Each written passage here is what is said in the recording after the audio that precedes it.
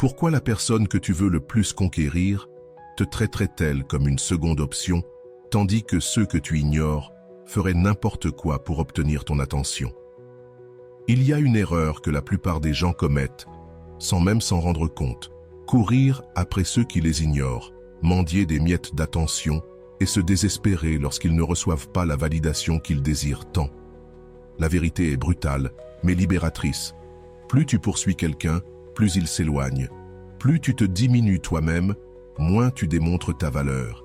Et plus tu supplies pour obtenir de l'attention, plus tu parais pitoyable aux yeux de l'autre.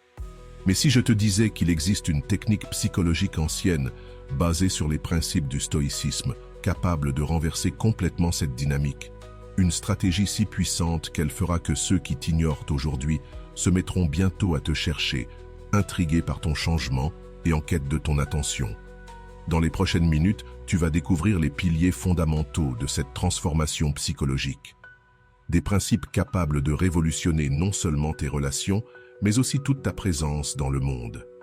Prépare-toi à une révélation qui changera pour toujours ta façon d'interagir avec les autres. Écris en commentaire « J'ai du pouvoir ».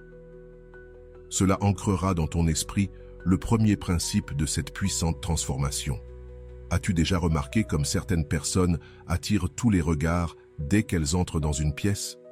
Ce n'est pas parce qu'elles sont les plus belles ou les plus riches, mais parce qu'elles dégagent quelque chose de différent, une force invisible qui attire naturellement. Cette force ne naît pas d'un besoin désespéré d'approbation, mais du contrôle total de leur énergie émotionnelle. La majorité des gens dispersent leur énergie comme de l'eau renversée sur le sol. Messages envoyés dans l'urgence, appels répétés, heures passées à attendre une réponse qui ne viendra peut-être jamais. Cette énergie dispersée et dépendante repousse au lieu d'attirer. C'est comme un aimant inversé. Salut à tous ceux qui nous regardent depuis différentes parties du monde, à tous nos amis de la France, du Canada, de la Belgique, de la Côte d'Ivoire, du Cameroun, des États-Unis, du Maroc, de l'Île-de-France, d'Algérie, d'Haïti, du Togo et bien sûr au reste de nos frères et sœurs. Bienvenue sur Vision Stoïcienne. C'est toujours un plaisir de me connecter avec vous en partageant des idées profondes issues du vaste monde. N'oubliez pas de cliquer sur « J'aime », de partager cette vidéo avec vos proches, de vous abonner à notre chaîne et d'activer la cloche de notification pour rester informé de nos contenus les plus récents. Chaque geste compte pour nous aider à faire grandir cette communauté dédiée à la sagesse et à l'épanouissement. Lorsque tu apprends à recentrer ton énergie sur toi-même, quelque chose de magique se produit. Tu cesses de te vider émotionnellement pour les autres et tu commences à créer un champ magnétique autour de toi. Les gens ressentent ta présence même lorsque tu ne parles pas. Ils comprennent que tu n'as pas besoin de leur validation pour te sentir complet. Cette énergie magnétique naît de la confiance véritable, pas de l'arrogance. C'est la différence entre quelqu'un qui connaît sa valeur et quelqu'un qui tente de convaincre les autres qu'il en a. Le premier attire naturellement, le second repousse immédiatement. Moins tu cherches désespérément l'attention, plus tu deviens attirant. Imagine une personne entrant dans une fête, ne courant après personne pour parler, simplement à l'aise avec elle-même. Elle discute quand quelqu'un l'aborde, mais ne dépend pas de cela pour se sentir bien. Cette personne finit par devenir le centre d'attention, non pas parce qu'elle essaie de l'être, mais précisément parce qu'elle ne l'essaie pas. La clé est de transformer ton besoin de validation externe en une source interne de force. Quand tu n'as plus besoin que les autres te voient, tu deviens impossible à ignorer. C'est un puissant paradoxe. Moins tu as besoin d'attention, plus tu en reçois. Ta présence doit être comme un phare qui rayonne sa propre lumière, pas comme un trou noir qui absorbe celle des autres. Les personnes magnétiques ne vident pas l'énergie des autres, elles l'amplifient. Elles ne demandent pas du temps, elles donnent envie qu'on le leur offre. Elles ne poursuivent pas, elles attirent. Le premier pas pour développer cette énergie est d'arrêter de chercher la validation sur les réseaux sociaux, dans les messages ou dans les regards des autres. Commence à te valider toi-même. Célèbre tes réussites avant de vouloir que d'autres le fassent. Valorise ton temps avant d'attendre que les autres le valorisent. Quand tu développes cette énergie intérieure, les gens sentent que tu as changé. Ils remarquent que tu n'es plus émotionnellement disponible comme avant. Et c'est exactement ce qui éveille leur curiosité, car personne ne valorise ce qui est toujours accessible. L'énergie magnétique vient aussi du fait que tu mènes une vie riche et intéressante, indépendante des autres. Lorsque quelqu'un voit que tu as des passions, des objectifs, des rêves et une vie pleine sans dépendre de sa présence, il développe un intérêt naturel. Les gens veulent faire partie d'une vie inspirante, pas remplir une vie vide. Arrête d'appeler ceux qui ne se soucient pas de toi. Arrête d'envoyer des messages à ceux qui te laissent dans le vide. Arrête d'être toujours disponible pour ceux qui ne viennent à toi que par intérêt. Toute cette énergie que tu gaspilles sur des personnes qui ne te valorisent pas doit être réinvestie en toi. Quand tu rediriges cette énergie vers tes projets, tes objectifs et ta croissance personnelle, un changement spectaculaire se produit. Tu deviens plus intéressant, plus accompli, plus complet. Et les personnes complètes attirent naturellement, car tout le monde veut être proche de quelqu'un qui rayonne la plénitude. L'énergie magnétique ne consiste pas à jouer un rôle ou à feindre une image. Elle consiste à découvrir qui tu es vraiment lorsque tu n'essaies plus d'impressionner personne. C'est trouver ton essence authentique et l'exprimer avec confiance.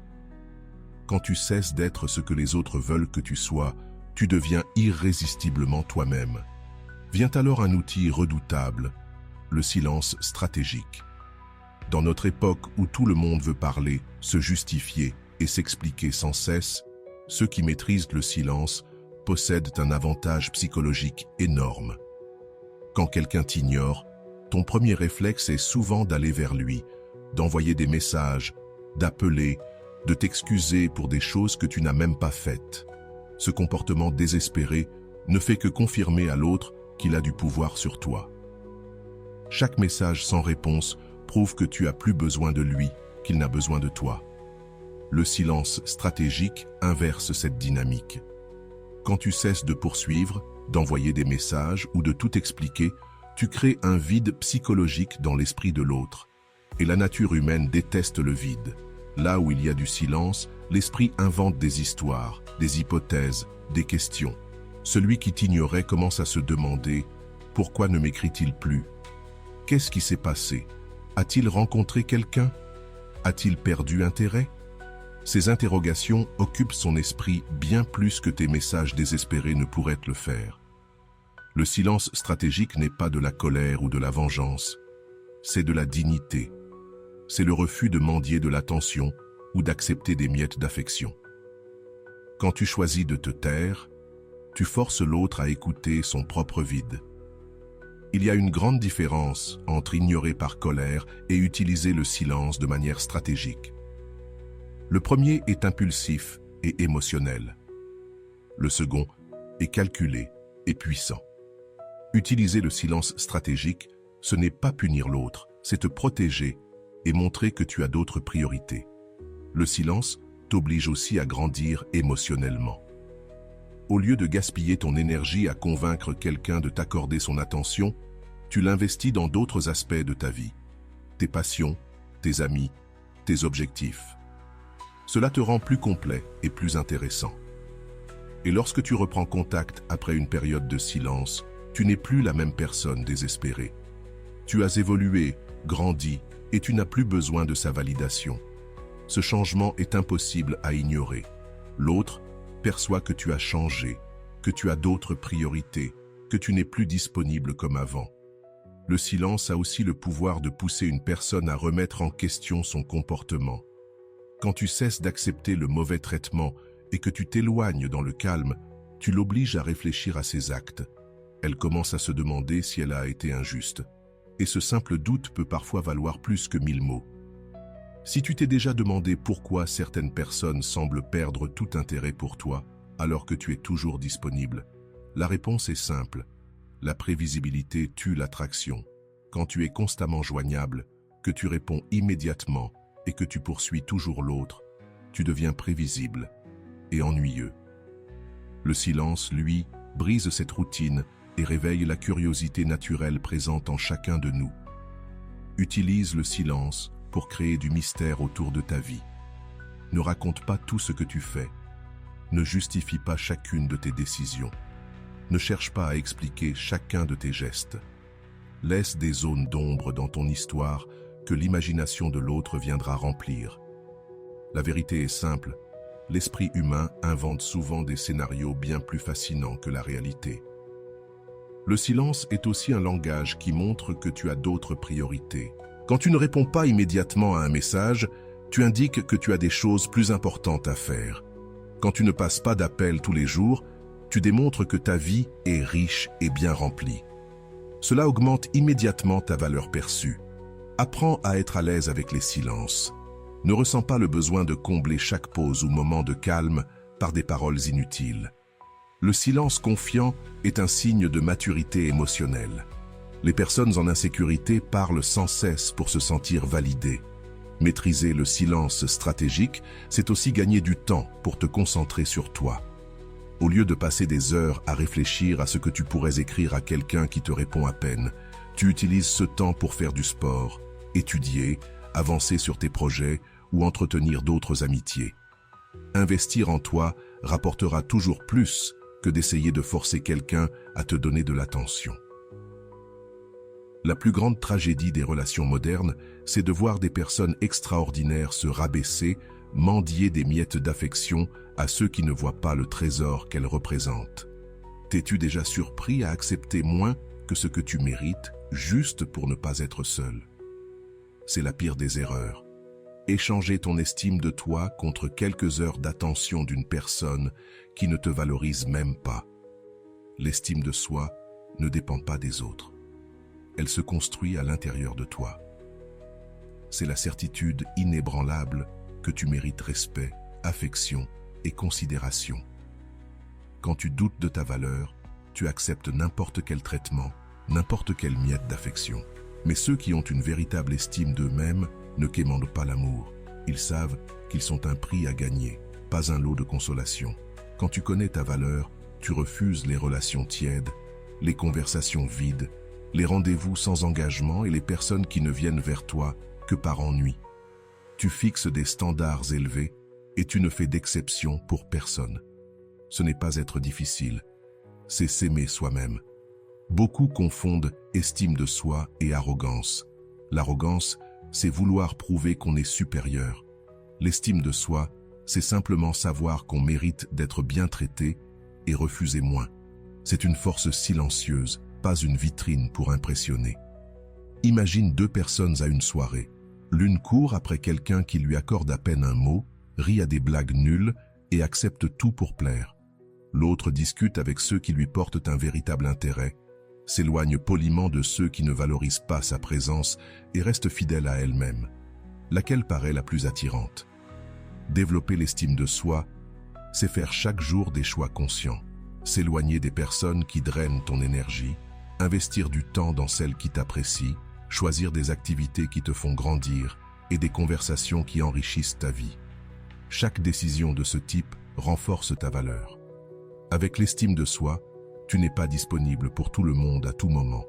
Tu as une vie passionnante, des objectifs importants et des engagements que tu ne sacrifies pour rien. Ton temps devient précieux aux yeux des autres. Personne ne valorise ce qui est toujours accessible. Cesse de te comparer aux autres sur les réseaux sociaux. Arrête de croire que tu dois être parfait pour mériter l'amour. Ne change pas qui tu es pour plaire. Ton authenticité est ton plus grand atout. L'estime de soi, c'est aussi refuser les excuses absurdes, les promesses vides et les comportements incohérents. Si quelqu'un te laisse sans nouvelles pendant des jours puis revient avec une excuse bidon, tu sais que ce n'est pas acceptable. Ceux qui tiennent à toi trouvent toujours le moyen de rester présent. Tu dois devenir la personne la plus importante de ta propre vie. Ce n'est pas de l'égoïsme, c'est une nécessité pour ta survie émotionnelle. Si tu passes toujours après les autres, tu envoies un message clair. Tu ne te respectes pas. Alors pourquoi quelqu'un d'autre te respecterait? Investis en toi comme dans la meilleure opportunité du monde. Achète des vêtements qui te mettent en valeur. Prends soin de ta santé. Apprends de nouvelles choses. Développe tes talents. Découvre des passions. Chaque amélioration de toi-même augmente ta valeur sur le marché des relations. Quand tu développes une réelle estime de toi, tu n'as plus peur de la solitude. Tu comprends qu'il vaut mieux être seul que mal accompagné. Cette liberté émotionnelle est irrésistible, car elle montre que tu n'es pas en couple par désespoir, mais par choix. Apprends à dire non sans culpabilité, non aux rendez-vous qui ne t'intéressent pas, non aux obligations inutiles, non aux personnes qui ne viennent à toi que par intérêt. Chaque non adressé à ce qui ne te sert pas est un oui à ce qui compte vraiment. Enfin, comprends le pouvoir du détachement conscient. Ce n'est pas ne pas se soucier des autres ni être froid. C'est aimer sans s'accrocher, prendre soin sans s'épuiser, vouloir sans dépendre. C'est garder ton cœur ouvert, tout en préservant ton âme. Beaucoup confondent amour et attachement malsain. Ils scrutent chaque message, chaque délai de réponse, chaque signe de l'autre comme une question de vie ou de mort. Ce n'est pas de l'amour, c'est de l'insécurité. Le détachement conscient te permet d'aimer profondément sans perdre ton identité. Tu continues à poursuivre tes rêves, tes objectifs et à entretenir tes amitiés, peu importe l'état de ta relation. Quand tu adoptes cette mentalité, tout change. Tu deviens plus attirant, car il n'y a rien de plus séduisant qu'une personne qui s'intéresse sans s'accrocher, qui aime sans s'annuler. Tu ajoutes de la valeur à la vie des autres au lieu d'en absorber l'énergie.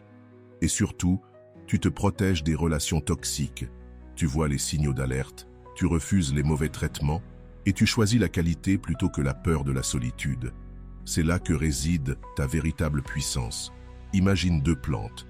L'une pousse collée contre un mur, totalement dépendante d'un soutien extérieur pour rester droite.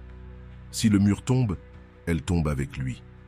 L'autre a des racines profondes. Elle pousse forte et indépendante, mais peut encore s'appuyer sur d'autres structures si nécessaire. Laquelle te semble la plus belle et la plus admirable? Le détachement conscient t'enseigne que tu peux aimer profondément quelqu'un tout en étant prêt à vivre sans cette personne si cela devient nécessaire. Cela ne rend pas ton amour plus petit, mais plus pur, car tu aimes par choix et non par besoin désespéré. Tu offres le meilleur de toi-même au lieu d'essayer d'aspirer le meilleur des autres. Lorsque tu pratiques le détachement conscient, tu arrêtes de faire des drames pour des détails. Tu ne t'alarmes pas si la personne met du temps à répondre. Tu ne crées pas de théories absurdes si elle sort avec des amis sans t'inviter. Tu ne transformes pas chacun de ces gestes en affaires personnelles. Tu comprends que les autres ont leur propre vie et qu'ils ne tournent pas autour de toi. Cette tranquillité émotionnelle est extrêmement attractive. Personne ne veut être avec quelqu'un qui crée des problèmes à partir de rien, qui transforme chaque conversation en séance de thérapie, qui a besoin d'une attention constante pour se sentir en sécurité. Les personnes équilibrées sont naturellement attirées par d'autres personnes équilibrées. Le détachement conscient, c'est aussi laisser à l'autre l'espace de respirer. Quand tu n'es pas accroché comme une sangsue, la personne est libre de ressentir ton absence, et il est impossible de manquer quelqu'un qui est toujours là, toujours disponible, toujours en demande d'attention. L'espace crée la nostalgie, et la nostalgie réveille l'intérêt. Pratique l'art de prendre soin sans t'impliquer émotionnellement dans chaque petit drame. Si l'autre passe une mauvaise journée, tu peux offrir ton soutien sans absorber toute son énergie négative. S'il ou elle est perdu dans ses sentiments, tu peux être compréhensif sans devenir son thérapeute personnel. Tu gardes ta paix intérieure, indépendamment du chaos émotionnel des autres. Le détachement conscient t'apprend que les relations saines ressemblent à deux personnes complètes qui choisissent de marcher ensemble, et non à deux moitiés désespérées, essayant de se compléter à travers l'autre. Quand tu es une personne complète, tu attires d'autres personnes complètes. Quand tu es dans le besoin, tu attires des personnes dans le besoin, ou tu repousses celles qui sont équilibrées. Apprends à être sincèrement heureux pour les réussites des autres, même si elles ne t'incluent pas. Si la personne que tu aimes obtient une promotion, réjouis-toi pour elle, même si cela signifie moins de temps ensemble. Si elle est heureuse avec d'autres amis, célèbre sa joie, même si tu aurais aimé être présent. Cette générosité émotionnelle est rare et terriblement séduisante. Le détachement conscient ne veut pas dire abandonner ce que tu veux, mais te battre intelligemment, sans désespoir et sans perdre ta dignité. Tu peux montrer de l'intérêt, faire ta part, fournir un effort sincère, tout en ayant conscience que le résultat ne dépend pas uniquement de toi. Et si cela ne fonctionne pas, ce n'est pas grave. Tu sais qu'il y a d'autres possibilités dans la vie. La présence dominante. La présence dominante n'a rien à voir avec l'agressivité, le contrôle ou l'autorité. C'est occuper ta place dans le monde avec confiance, parler avec conviction, marcher avec un but clair et dégager une énergie qui capte naturellement l'attention. C'est la différence entre quelqu'un qui demande la permission d'exister et quelqu'un qui existe pleinement, avec assurance. Tu as sûrement déjà remarqué ces personnes qui, en entrant dans une pièce, attirent immédiatement tous les regards. Ce n'est pas forcément parce qu'elles sont les plus grandes, les plus belles ou les plus riches, mais parce qu'elles portent en elles une énergie qui dit « Je sais qui je suis, je sais ce que je veux et je n'ai besoin de l'approbation de personne pour être moi-même. » La plupart des gens s'excusent d'exister. Ils parlent trop bas, marchent voûtés, évitent le regard, disent « oui » à tout pour éviter les conflits. Ils restent dans un coin, espérant qu'on les remarque. Mais ce comportement soumis ne suscite ni respect profond, ni attraction véritable. Quand tu développes une présence dominante, tu arrêtes de te cacher derrière des excuses. Tu exprimes clairement tes opinions, même en sachant que tout le monde ne sera pas d'accord. Tu occupes ta place dans les conversations, dans les relations, dans la vie. Tu arrêtes de te rabaisser pour que les autres se sentent plus grands. La présence dominante commence par ta posture physique. Redresse les épaules, lève le menton, regarde les gens dans les yeux. Marche avec détermination, comme si tu savais exactement où tu allais. Parle d'une voix claire et ferme, sans murmurer ni hésiter. Ton corps est la première chose que les autres remarquent. Alors utilise-le pour inspirer confiance. Mais la véritable présence dominante vient de l'intérieur. C'est la certitude absolue que tu as le droit d'être là, d'exprimer tes idées, d'occuper ton espace dans ce monde. Quand tu le crois vraiment, ton corps reflète naturellement cette conviction. Tu n'as pas besoin de jouer un rôle, tu es sûr de toi. Les personnes avec une présence dominante ne cherchent pas à plaire à tout le monde. Elles savent que c'est impossible, et elles ne gaspillent pas leur énergie à essayer. Elles préfèrent être respectées par ceux qui comptent vraiment, plutôt qu'aimées de manière superficielle par ceux qui ne les valorisent pas. Cette authenticité est magnétique dans un monde où tant de gens portent un masque. La présence dominante se voit aussi dans la façon de gérer les conflits. Au lieu de fuir ou de supplier pour la paix, tu fais face avec maturité et fermeté. Tu ne passes pas à l'attaque, mais tu refuses de te laisser piétiner. Tu poses des limites claires et tu t'y tiens, peu importe la réaction de l'autre. Quand quelqu'un te manque de respect, tu ne cries pas, tu ne cherches pas à te venger. Tu pars avec dignité, montrant par tes actes que tu n'acceptes pas ce genre de traitement. C'est bien plus puissant que des explications interminables ou des éclats de colère. Développe tes propres opinions et exprime-les. Arrête de dire « oui » à tout juste pour éviter la confrontation. Quand on te demande ton avis sur un film, un restaurant ou une situation, donne une réponse honnête et réfléchie. Les personnes avec une présence dominante ne sont pas des feuilles emportées par le vent. Elles ont des positions claires dans la vie. Cela se reflète aussi dans ta communication digitale. Ne sois pas connecté 24 heures sur 24 en attendant des messages. Ne réponds pas immédiatement comme si tu n'avais rien d'autre à faire. Évite de surcharger tes réponses d'émojis et de points d'exclamation pour paraître plus chaleureux. Communique de façon directe, claire et posée. Avec une présence dominante, tu n'as pas besoin de rivaliser pour attirer l'attention. Tu n'as pas besoin de parler plus fort, de raconter des histoires folles ou de faire des pitreries. Ta simple présence donne envie aux autres d'être près de toi. Tu deviens intéressant, sans chercher à l'être. Apprends à te sentir à l'aise quand tu es au centre de l'attention. Beaucoup fuient ce rôle par insécurité, mais se plaignent ensuite qu'on ne les remarque pas. Si tu as quelque chose d'important à dire, dis-le. Si tu mérites des félicitations, accepte-les. Si tu es bon dans ce que tu fais, sois-en fier, sans fausse modestie. Maîtriser l'art de la présence, c'est aussi refuser les miettes d'attention. Quand quelqu'un te traite comme une seconde option, tu ne supplies pas pour devenir la première. Tu t'éloignes et tu trouves des personnes qui, naturellement, te placent comme une priorité. Tu comprends que ton temps et ton énergie sont trop précieux pour être gaspillés sur ceux qui ne les valorisent pas. C'est là qu'intervient l'indifférence calculée. C'est l'une des armes psychologiques les plus puissantes qui existent, mais aussi l'une des plus dangereuses si elle est mal utilisée. Elle ne consiste pas à être cruel, insensible ou manipulateur, mais à montrer que ta vie est si riche et intéressante que tu ne dépends émotionnellement de personne en particulier pour être heureux et épanoui. L'erreur que commet la majorité des gens, c'est de montrer trop d'intérêt, trop de disponibilité, trop de besoin. Ils pensent qu'en montrant à quel point ils tiennent à l'autre, à quel point ils sont disponibles et à quel point ils en ont besoin, ils vont gagner son cœur. En réalité, c'est tout l'inverse. Ils font fuir la personne et lui font perdre complètement l'intérêt.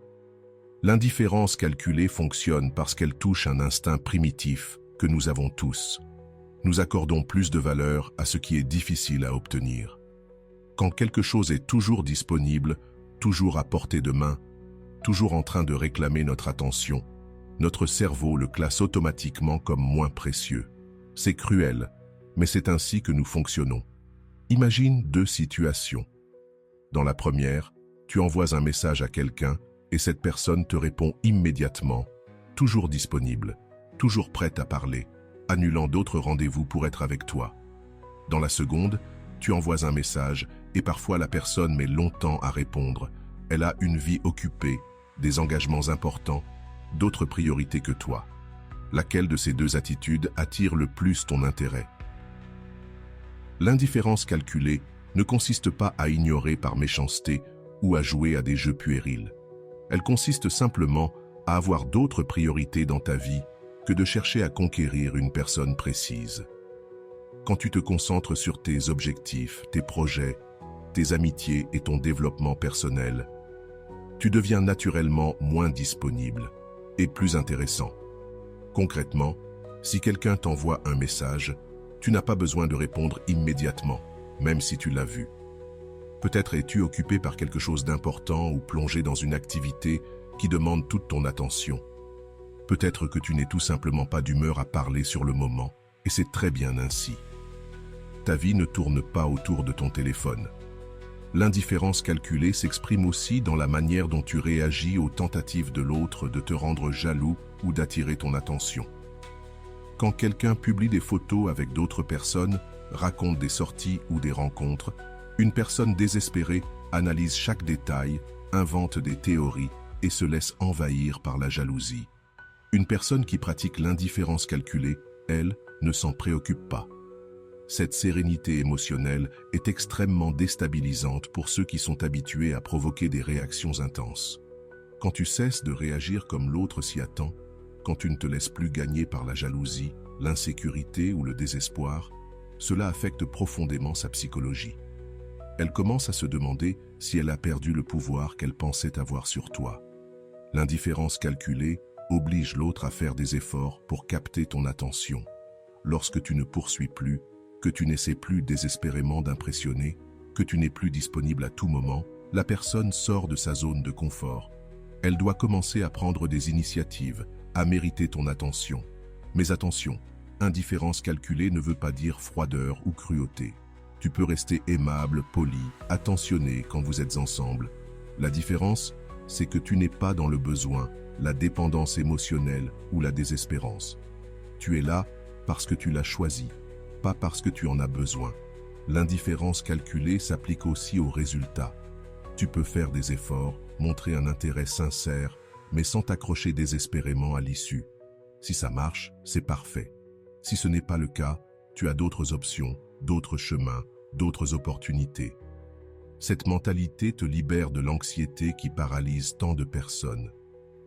En la pratiquant, tu arrêtes de te justifier pour chaque chose que tu fais. Pourquoi tu es sorti avec des amis? Pourquoi tu n'as pas répondu immédiatement? Pourquoi tu étais occupé? Ou pourquoi tu as changé d'avis? Ta vie est ta responsabilité. Elle n'a pas besoin d'approbation. Tu apprends à être à l'aise avec le silence dans les conversations, avec les espaces vides dans les relations, avec l'incertitude face à l'avenir. Les personnes anxieuses cherchent à combler chaque moment par des mots, chaque pause par une activité, chaque doute par une réponse immédiate. L'indifférence calculée t'enseigne que tout n'a pas besoin d'être résolu sur le champ. Elle est particulièrement puissante après une période où tu as montré beaucoup d'attention, d'affection et de disponibilité, sans recevoir la même chose en retour. Dans ce cas, le mouvement naturel est de t'éloigner avec élégance, sans colère, sans drame, mais avec la dignité de celui qui sait qu'il investissait son énergie au mauvais endroit. Ce changement est impossible à ignorer. La personne qui avait l'habitude de recevoir ton attention constante se retrouve soudain face à un vide. C'est dans ce vide que naissent la nostalgie, le questionnement et l'appréciation de ce qu'elle avait, mais n'a pas su apprécier. L'indifférence calculée sème des graines de regret dans l'esprit de ceux qui t'ont sous-estimé. Enfin, il y a l'attention tournée vers soi. C'est la base de toute transformation réelle dans les relations. Diriger ton énergie et tes ressources vers ta propre évolution, plutôt que de les gaspiller à vouloir contrôler ou impressionner les autres. Quand tu adoptes cet état d'esprit, tu deviens automatiquement plus attirant, car une personne épanouie et centrée dégage une énergie magnétique naturelle. La plupart des gens ont leur attention tournée vers l'extérieur. Ils passent leur temps à se demander ce que les autres pensent, font ou ressentent. Ils analysent chaque geste, chaque mot, chaque silence. Ils vérifient sans cesse les réseaux sociaux pour voir ce que la personne a publié, avec qui elle est sortie, ce qu'elle a fait. Cette obsession est un gouffre qui absorbe toute ton énergie vitale. Quand tu développes l'attention tournée vers toi, tu rediriges cette énergie vers des activités qui ont un vrai impact sur ta vie. Faire du sport, apprendre quelque chose de nouveau, avancer sur un projet personnel ou passer du temps avec des amis qui te valorisent vraiment. Cela signifie aussi arrêter de chercher une validation extérieure pour te sentir bien. Tu cesses de publier des photos pour obtenir des likes, de raconter des histoires juste pour impressionner ou de changer de personnalité selon les gens présents. Tu es simplement toi-même, peu importe le public. Et cette authenticité est irrésistible. Dans un monde où tout le monde joue un rôle, où chacun cherche à impressionner et à être validé, voir quelqu'un de véritablement sincère, qui a une vie pleine et indépendante du regard des autres, c'est comme trouver un diamant au milieu de pierres banales. Se concentrer sur son développement intérieur aide à cultiver une mentalité d'abondance plutôt que de rareté. Lorsque tu te focalises sur ta croissance, ton apprentissage, ton évolution et la construction d'une vie intéressante, tu attires naturellement des personnes tout aussi intéressantes. Tu cesses de t'accrocher désespérément à une seule personne, car tu comprends qu'il existe des millions d'êtres dans le monde, et beaucoup peuvent être compatibles avec toi. Investis beaucoup dans ton développement personnel. Lis des livres qui élargissent ton esprit. Apprends de nouvelles compétences qui te rendent plus intéressant. Pratique des exercices qui améliorent ta santé et ton estime de toi. Cultive des passe-temps qui te procurent un plaisir authentique. Chaque amélioration de toi-même est un investissement qui rapporte toujours, peu importe ce qui se passe dans tes relations. Avoir un enfoc interne, c'est aussi établir des objectifs personnels qui ne dépendent pas des autres. Tu veux apprendre une nouvelle langue? Fais-le pour toi, pas pour impressionner qui que ce soit. Tu veux te remettre en forme? Fais-le pour ta santé et ton estime de toi, pas pour récupérer quelqu'un. Tu veux changer de carrière? Fais-le pour tes rêves, pas pour prouver quoi que ce soit à ceux qui doutaient de toi. Quand tu développes cet état d'esprit, tu cesses de dramatiser les petits problèmes dans tes relations. Tu n'analyses plus chaque conversation comme si elle cachait un sens profond. Tu ne cherches plus à interpréter chaque geste. Tu as désormais des choses plus importantes à penser, des problèmes plus significatifs à résoudre, des objectifs plus ambitieux à atteindre. Cette stabilité émotionnelle, qui vient du travail sur soi, est extrêmement attirante. Personne ne souhaite être avec quelqu'un qui vit sur des montagnes russes émotionnelles, qui fait un drame pour tout, ou qui a constamment besoin d'attention pour se sentir en sécurité. Les personnes équilibrées recherchent d'autres personnes équilibrées. L'enfoque interne t'apprend aussi à valoriser ton temps. Tu cesses d'être disponible pour n'importe qui, à n'importe quel moment. Tu fixes des moments précis pour répondre aux messages, des jours spécifiques pour les rendez-vous, et tu poses des limites claires sur le temps que tu peux consacrer à chaque relation. Ton temps devient précieux, car tu l'utilises de manière productive. Crée une routine quotidienne qui te rende fier de toi. Lève-toi tôt, fais de l'exercice, médite, lis, avance sur tes projets, prends soin de ton apparence et garde ton environnement organisé. Lorsque tu vis ainsi, tu te sens automatiquement plus sûr de toi et plus attractif. Cela implique aussi d'arrêter de comparer ta vie à celle des autres sur les réseaux sociaux. Tu comprends que les gens ne montrent que leurs meilleurs moments, qu'il y a beaucoup de mise en scène derrière les publications et que chacun a son propre chemin et ses propres défis. Tu te concentres sur l'amélioration de ta vie, pas sur la compétition avec les apparences. Quand tu pratiques cette discipline, tu t'éloignes naturellement des personnes qui drainent ton énergie. Tu identifies rapidement qui apporte de la valeur à ta vie et qui t'en enlève.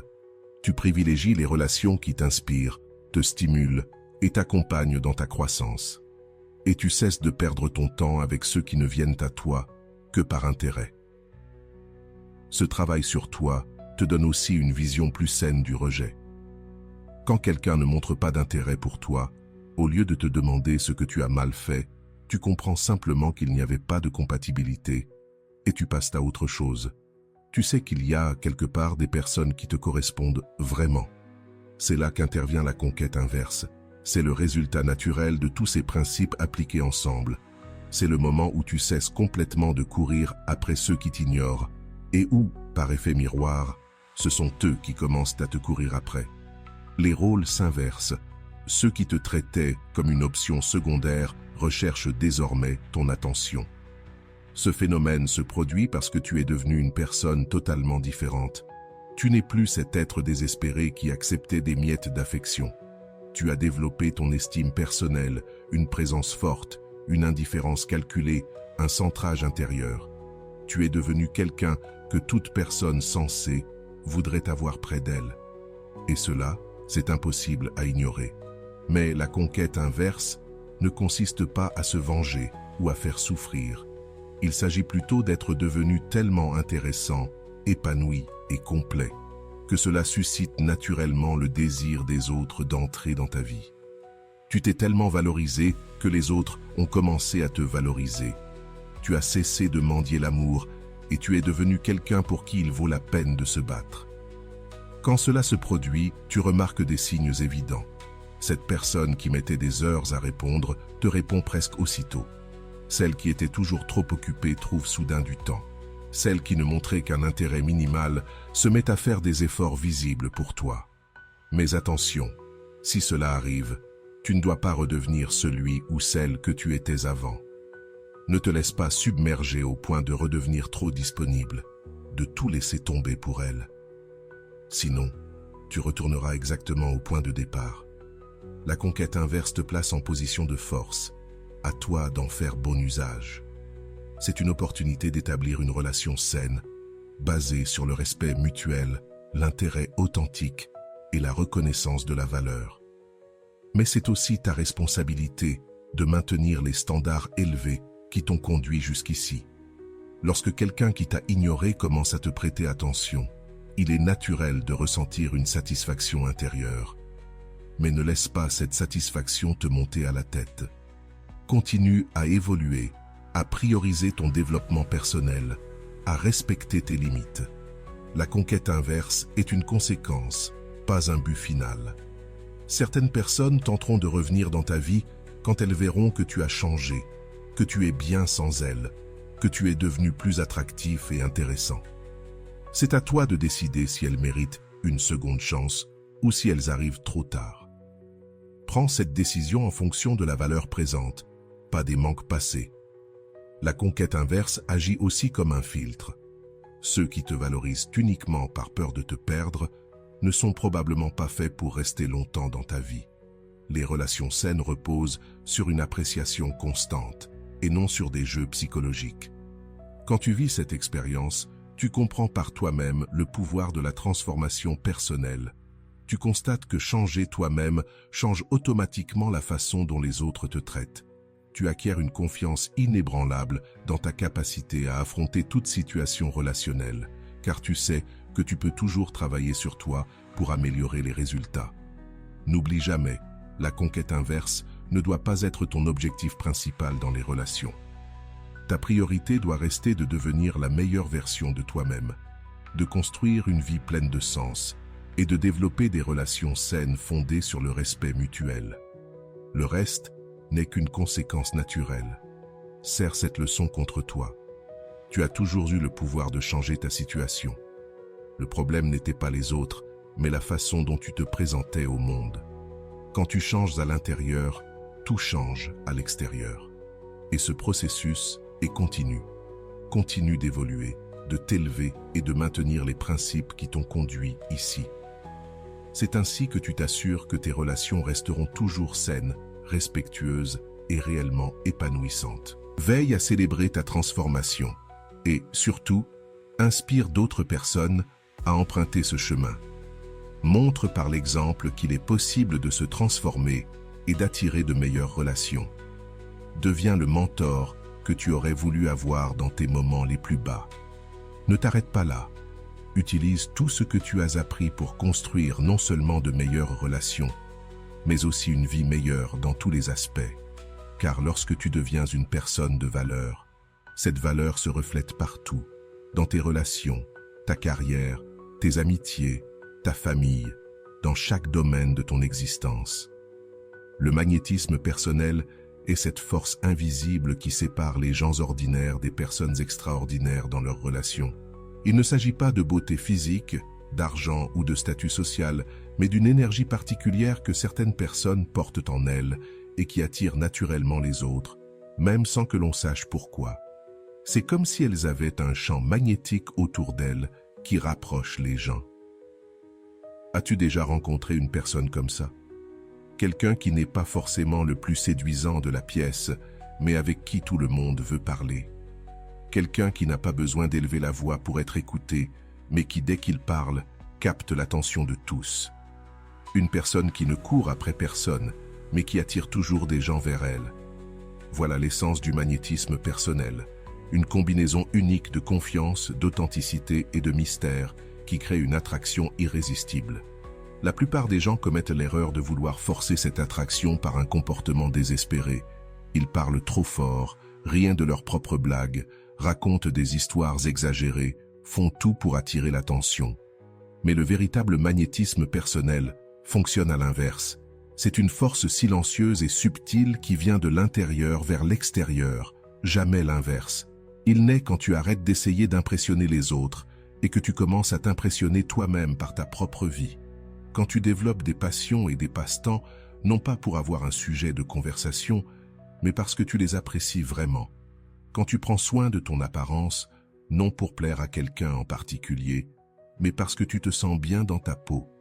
Quand tu cherches à apprendre, non pour paraître intelligent, mais par curiosité naturelle envers le monde. Cette authenticité est magnétique, car nous vivons dans une société où tout le monde essaie d'être quelqu'un d'autre.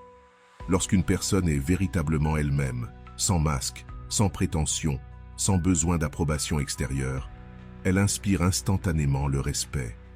On se sent à l'aise avec elle, libre d'être soi-même. Le magnétisme personnel réside aussi dans ta capacité à faire sentir aux autres qu'ils sont spéciaux, pas avec de faux compliments ou une flatterie excessive, mais par une attention sincère. Quand tu parles à quelqu'un, tu es pleinement présent, réellement intéressé par ce qu'il dit. Tu poses des questions pertinentes, tu te souviens des détails de conversations passées. Tu montres que tu le considères comme un individu unique. Les personnes magnétiques ont ce talent rare de faire sentir à l'autre qu'il est, à cet instant, la seule personne au monde. Elles ne regardent pas leur téléphone pendant l'échange, elles ne cherchent pas quelqu'un de plus intéressant à qui parler, elles ne montrent pas de hâte à terminer la discussion. Cette présence totale, si rare aujourd'hui, devient irrésistible. Le magnétisme personnel vient aussi de ta capacité à être vulnérable avec mesure. Il ne s'agit pas de confier tous tes problèmes, mais d'être honnête sur tes imperfections, d'une manière qui crée une connexion et non de la pitié. Cela signifie admettre quand tu ne sais pas quelque chose, rire de toi-même quand tu fais une erreur, montrer que tu es humain sans perdre ta dignité. Développe une passion sincère pour quelque chose dans ta vie, l'art, la musique, le sport, la littérature, la cuisine, les voyages, peu importe, du moment que tes yeux brillent quand tu en parles. Cette passion est contagieuse et attirante, car l'énergie positive que tu dégages quand tu parles de ce que tu aimes vraiment est irrésistible. Le magnétisme se reflète aussi dans ta manière de communiquer. Tu n'as pas besoin de parler beaucoup, mais quand tu le fais, tes mots ont du poids. Tu ne parles pas pour combler le silence. Tu choisis tes mots avec soin. Tu laisses des pauses qui créent de l'anticipation et de l'intérêt. Apprends à raconter de vraies histoires, pas inventées pour impressionner, mais issues de tes propres expériences, en utilisant des détails sensoriels, en créant du suspense, en ayant un message clair. Une personne qui sait raconter une bonne histoire devient automatiquement plus intéressante et mémorable. Le magnétisme personnel, c'est aussi garder une part de mystère sur ta vie. Ne dévoile pas tout dès la première conversation. Révèle des choses progressivement, laissant l'autre curieux d'en savoir plus. Et plusieurs facettes qui ne se découvrent qu'avec le temps, ce qui maintient l'intérêt éveillé. Cultive une vie riche en expériences. Voyage autant que possible, même si c'est près de chez toi. Découvre de nouvelles cuisines, rencontre des gens d'origines différentes, sors de ta routine. Ces expériences nourrissent ta personnalité, te donnent des sujets passionnants et font de toi une personne plus complète et fascinante. Le magnétisme personnel inclut aussi ta capacité à diriger sans dominer. Prends des initiatives, propose des activités, prends des décisions quand c'est nécessaire, mais toujours dans un esprit collaboratif. Les gens aiment suivre quelqu'un qui montre un leadership naturel, qui sait où il va et qui inspire les autres à le suivre. Garde aussi une part de mystère sur tes sentiments. Ne sois pas un livre ouvert où tout se lit d'un coup. Laisse deviner ce que tu penses, ressens ou prépares. Ce mystère crée une tension positive qui entretient l'intérêt et l'engagement. Enfin, souviens-toi, le vrai magnétisme personnel ne peut pas être simulé longtemps. Il se développe sincèrement par le travail intérieur, la croissance personnelle et l'authenticité. Quand tu deviens une personne réellement intéressante, épanouie et sûre de toi, le magnétisme apparaît naturellement, comme une conséquence et non comme un objectif forcé. Et voilà, j'espère que vous avez trouvé beaucoup de valeur dans cette vidéo. Merci d'être resté jusqu'à la fin de cette vidéo, j'adore quand vous faites ça.